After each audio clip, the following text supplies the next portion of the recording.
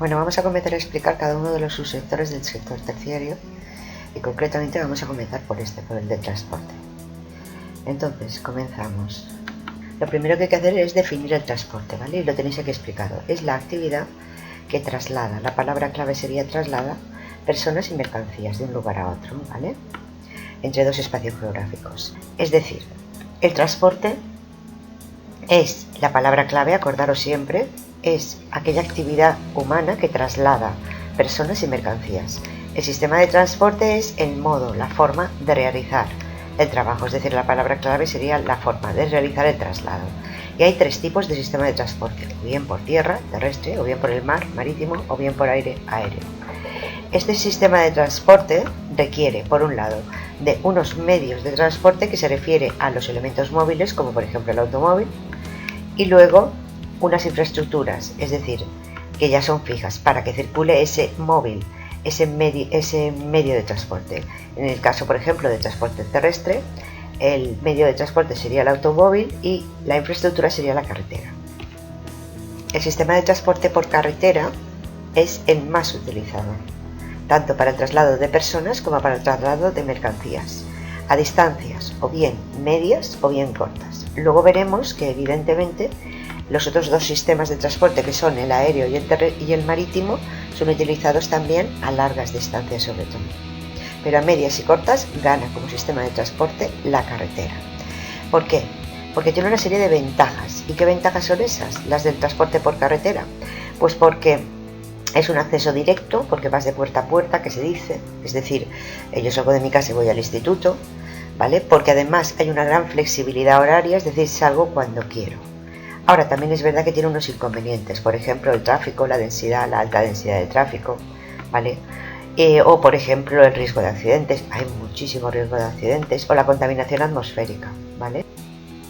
Ahora vamos a pasar al transporte por ferrocarril, del ferrocarril. El transporte por ferrocarril se utiliza, ¿vale? Tanto para el traslado de personas como de mercancías, también a distancias cortas, medias o largas, pero no es muy utilizado, ¿vale? ¿Cuáles son las ventajas del transporte por ferrocarril? Pues evidentemente tiene una gran capacidad de carga, caben muchas más personas que en un automóvil, es seguro, no hay tanto accidente y además es rápido. Y no contamina tanto como que cada uno de nosotros cojamos un coche. ¿Cuáles son los inconvenientes? Bueno, pues que hay una rigidez del trazado, no es de puerta a puerta, además tampoco hay flexibilidad horaria y además cuesta mucho construir las vías del ferrocarril, lo que serían las infraestructuras y mantener los móviles, es decir, los elementos móviles, es decir, los medios, el ferrocarril.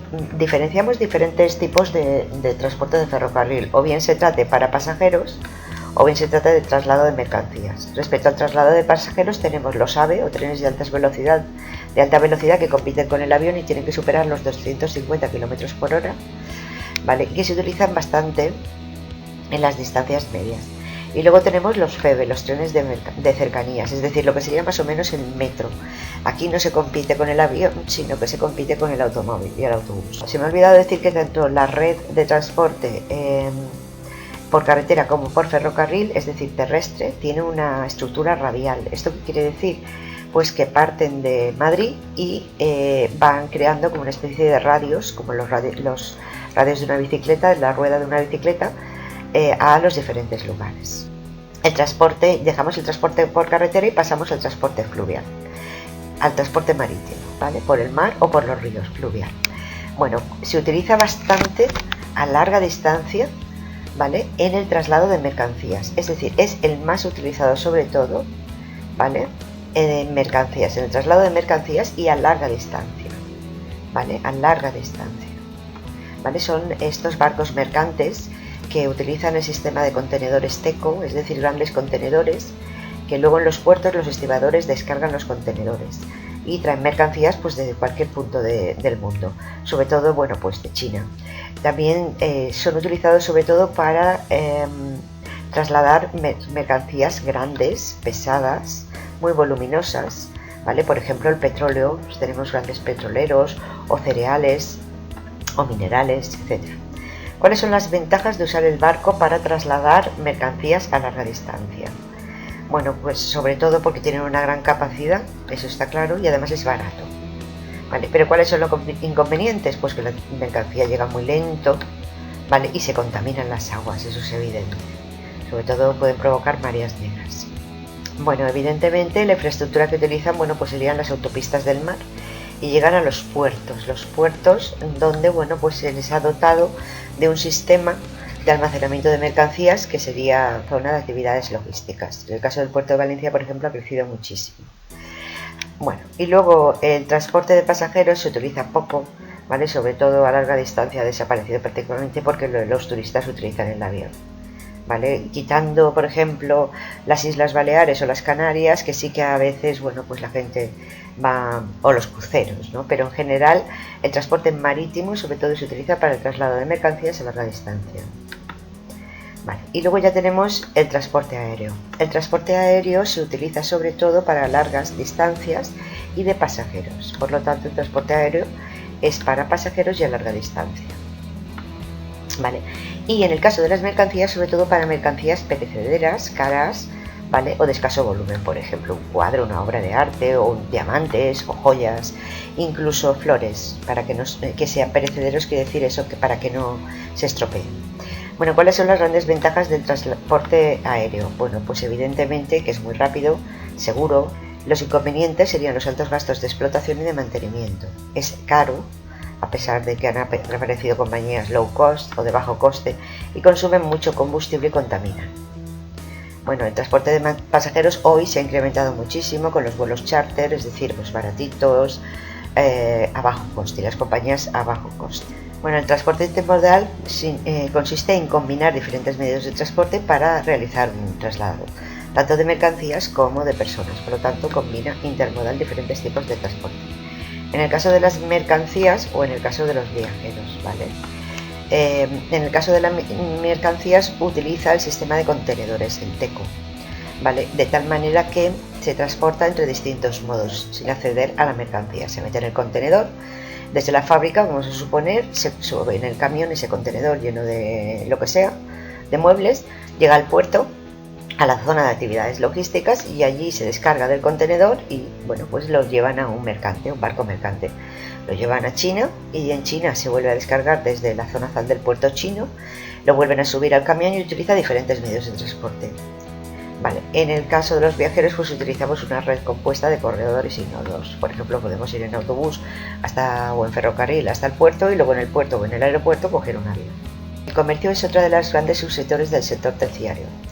Bueno, está clarísimo que el comercio es una actividad que pone en contacto a productores y consumidores, donde se compran y venden mercancías. Vale. Tenemos comercio interior, que es el que se desarrolla dentro de las fronteras de un país, y comercio exterior, que es aquel que se desarrolla entre dos países o más. Vale, entonces en el comercio exterior podemos encontrar dos situaciones, ¿vale? O bien, cuando España vende al extranjero, estamos exportando, por ejemplo, exportamos naranjas.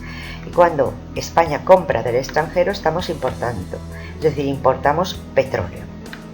Vale. ¿Qué es la balanza? Bueno, la balanza comercial es la diferencia entre el valor de todas las exportaciones de España y menos el valor de todas las importaciones de España. Entonces, la balanza puede ser o positiva o negativa, ¿vale? Si es positiva, significa que las exportaciones son superiores a las importaciones, es decir, que el valor de lo que se vende es superior al valor de lo que se compra. Mientras que si es negativa, significa lo contrario, es decir, que las importaciones superan a las exportaciones. Es el caso de España, ¿vale? Sobre todo por el problema del petróleo. Ahora bien, la balanza comercial no es la única que existe, también tenemos que hablar de la balanza de pagos. La balanza de pagos incluye, por un lado, la balanza comercial que acabamos de estudiar y otros movimientos económicos, ¿vale? Como por ejemplo, las remesas que envían los inmigrantes, es decir, si hay muchos españoles por Europa o por el mundo, si trabajan allí y mandan dinero a sus familias o a los bancos de aquí, pues evidentemente eso hace que la balanza de pagos sea positiva. O por ejemplo los ingresos por turismo, que en el caso de España claramente hacen que sea positiva la balanza de pagos, o los ingresos o préstamos de capital extranjero en España, Todo eso hace que nuestra balanza comercial sea negativa, pero nuestra balanza de pagos sea positiva. Vale, las políticas en el comercio exterior pueden ser o bien proteccionistas, se ponen aranceles o impuestos cada vez que un producto entra en un país y reducen mucho la actividad comercial y el libre cambio. Eliminar los aranceles. Vale. Bueno, en el comercio exterior evidentemente o internacional se caracteriza por los siguientes rasgos. Primero, gracias a la globalización, es mundial, ¿vale? Y ha crecido muchísimo, ¿vale? Ahora bien, ¿debido a qué? Pues que los recursos no están repartidos de igual forma sobre la Tierra, que han mejorado mucho los medios de transporte. Existen bloques comerciales. Estos bloques comerciales los vamos a ver ahora. Por ejemplo, la Unión Europea, donde no hay aduanas o aranceles entre los diferentes países de la Unión Europea y pueden circular libremente, fijaros que lo tenéis aquí, todas las mercancías y las personas, ¿vale?, por la Unión Europea, y se puede comprar y vender. Bueno, hay muchísimas, las tenéis aquí, ¿vale? Pero a mí lo que me interesa es que entendáis que una de las principales sería la Unión Europea, uno de los principales bloques comerciales. Bueno, ya hemos estudiado los tres modelos de relaciones comerciales, que serían el proteccionismo, que hay aranceles, el libre cambio y luego el mixto, sin aranceles dentro de ese bloque, sería la Unión Europea, y con aranceles fuera del bloque, ¿vale? ¿Qué es lo que ocurre? Vale, luego se han creado organizaciones internacionales para regular o facilitar el comercio. La más importante es la Organización Mundial del Comercio, que lo que promueve es quitar los aranceles, es decir, el librecambismo. Y el volumen de las mercancías el volumen de las mercancías intercambiadas crece constantemente gracias a la globalización, es decir, a la mejora de los transportes, etcétera. Bueno, ¿cuáles son las áreas comerciales más importantes? Bueno, pues se puede ver perfectamente en este gráfico de barras, ¿vale? Por un lado tenemos las áreas más importantes en el comercio mundial, serían por un lado, fijaros que destaca muchísimo Europa, ¿vale? Luego, es decir, dentro de Europa la Unión Europea, luego tendríamos América del Norte, pero realmente es Estados Unidos, ¿vale? Y luego tendríamos dentro de Asia, Japón, principalmente Japón, ¿vale? El resto de países pues tienen muchísima menos importancia y continentes. Y ahora ya entramos en el turismo. Bueno, el turismo sería una actividad que realizan las personas y que significa el traslado de un lugar a otro, pero por motivos de ocio. Y se tiene que diferenciar, es decir, el motivo es ocio. Si vas a trabajar no eres un turista. Y tenemos que diferenciar entre turistas y excursionistas. Un turista pernocta, es decir, pasa la noche en un lugar o está más de 24 horas, mientras que un excursionista no pernocta y no está más de 24 horas. ¿Por qué se ha desarrollado tanto el turismo? Bueno, pues sobre todo a partir de los años 60, porque hay vacaciones pagadas, ¿vale? Aumenta el tiempo libre, ¿vale? Porque además se ha puesto de moda, hay nuevas pautas de comportamiento, han mejorado muchísimo los transportes, igual que ha pasado con el comercio, ha crecido muchísimo el poder adquisitivo o la renta de los trabajadores, ¿vale? Y se ha generalizado. Tipos de turismo. Bueno, esto es muy interesante porque podéis ver claramente cómo tenemos turismo urbano y turismo rural. Bueno, el turismo que más destaca en España, por ejemplo, sería el turismo de sol y playa. Este turismo tiene una gran estacionalidad, es decir, se concentra en verano. ¿Por qué la gente viene? Bueno, pues aquí porque es clima mediterráneo y no llueve en verano y tenemos grandes playas, ¿vale? Ese sería el primer tipo de turismo, sería un turismo vacacional, estival. Vale, luego tenemos otros tipos de turismo, por ejemplo el turismo cultural, que sería hacer visitas, por ejemplo, a una ciudad histórica, por ejemplo a Sevilla. Vale, luego tenemos el turismo religioso también, visitar Lourdes, por ejemplo. Luego tenemos el agroturismo, el turismo rural o el ecoturismo, que sería visitar lugares, pueblos, ¿vale? Bueno, los principales espacios, tanto emisores como receptores de turismo, serían Estados Unidos y Europa, ¿vale? Esos serían los principales espacios turísticos, tanto de donde salen turistas como desde donde vienen, porque tienen importantes atractivos de todo tipo, atractivos naturales, culturales, etc.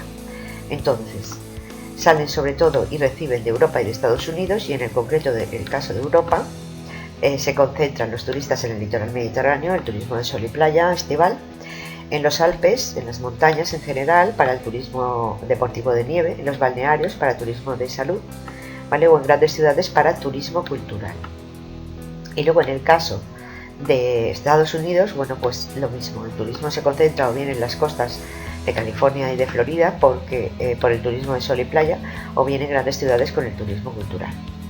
Vale. Otros destinos turísticos de menor importancia en Europa pues son los países de la Europa del Este, o por ejemplo, bueno, pues ya hemos dicho que todo el mundo, ¿vale? Tanto América Central, el Caribe, como playas de Asia, ahora está muy de moda Vietnam, ¿vale? Tailandia, etcétera.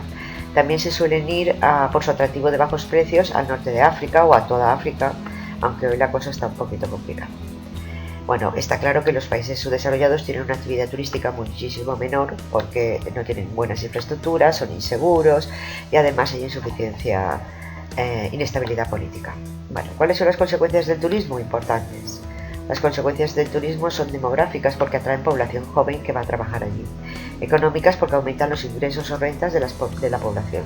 Sociales porque hay una multiculturalidad, ¿vale? A veces crea molestias a los padronados en ese municipio por el tráfico, la congestión, etcétera.